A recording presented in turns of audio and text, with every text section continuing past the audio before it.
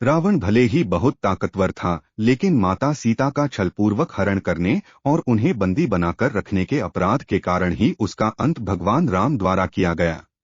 लेकिन भगवान राम भी यह मानते थे कि रावण के जैसा महाज्ञानी और विद्वान संसार में कोई नहीं। इसलिए तो उन्होंने लक्ष्मण को रावण से ज्ञान प्राप्त करने का आदेश दिया। लंकापति रावण राक्षस कुल के राजा थे, लेकिन इस बात से इनकार नहीं किया जा सकता है कि रावण की तरह दूसरा कोई व्यक्ति नहीं था। लंकाधिपति दशानन रावण बलशाली, महापराक्रमी योद्धा, परम शिव भक्त, वेदों के ज्ञाता और महापंडित था। इन गुणों के बावजूद भी रावण को माता सीता के हरण की सजा मिली और भगवान राम के हाथों उसका अंत हुआ। रावण जब मृत्युशैया पर था, तब भगवान राम ने लक्ष्मण को आदेश दिए कि वह रावण के अंतिम समय में उनसे जीवन के अहम ज्ञान को प्राप्त करे, जो रावण के अलावा और कोई नहीं दे सकता है।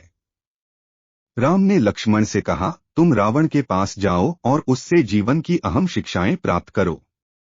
भगवान राम के आदेश पर लक्ष्मण भी मरणासन्न अवस्था में पड़े रावण के सिर के पास जाकर खड़े हो गए। लेकिन रावण ने लक्ष्मण से कुछ भी नहीं कहा। लक्ष्मण राम के पास आकर बोले, प्रभु, मैं बहुत देर तक रावण के पास खड़ा रहा, लेकिन उसने कुछ भी नहीं कहा।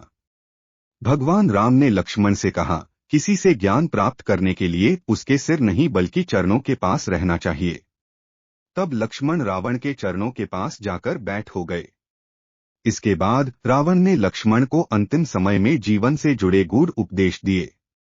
रावण द्वारा बताई इन बातों का महत्व आज भी है और हर किसी को इसे जरूर जानना चाहिए। रावण लक्ष्मण से कहते हैं कि किसी शुभ या अच्छे काम को करने में कभी भी देर नहीं करनी चाहिए, लेकिन बुरे या अशुभ काम के प्रति जितना हो सके मोह वश में करे या उसे टालने का प्रयास करे। व्यक्ति को कभी भी अपनी शक्ति और पराक्रम का घमंड नहीं करना। इतना अहंकार कभी नहीं होना चाहिए कि उसे अपना शत्रु और रोग तुच्छ लगने लगे, क्योंकि छोटे से छोटा रोग भी प्राणघातक हो सकता है और कमजोर शत्रु भी खतरनाक हो सकता है। मेरे लिए राम और उसकी वानर सेना को तुच्छ मानना ही सबसे बड़ी भूल थी, जो मेरी मृत्यु का कारण बनी और आज मैं तुम्हारे सामने मरणासन्न अवस्था में पड़ा हूँ। रावण ने तीसरा उपदेश देते हुए लक्ष्मण को ज्ञान की बातें बताते हुए कहा कि व्यक्ति को शत्रु और मित्र के बीच पहचान करने की परख होनी चाहिए। हमारी सबसे बड़ी भूल यह होती है कि हम अपने शत्रु को मित्र समझ लेते हैं, जो कि बाद में हमारे शत्रु साबित होते हैं। वहीं जिसे हम शत्रु समझकर पराया कर देते हैं, वही हमारे असली मित्र होते हैं।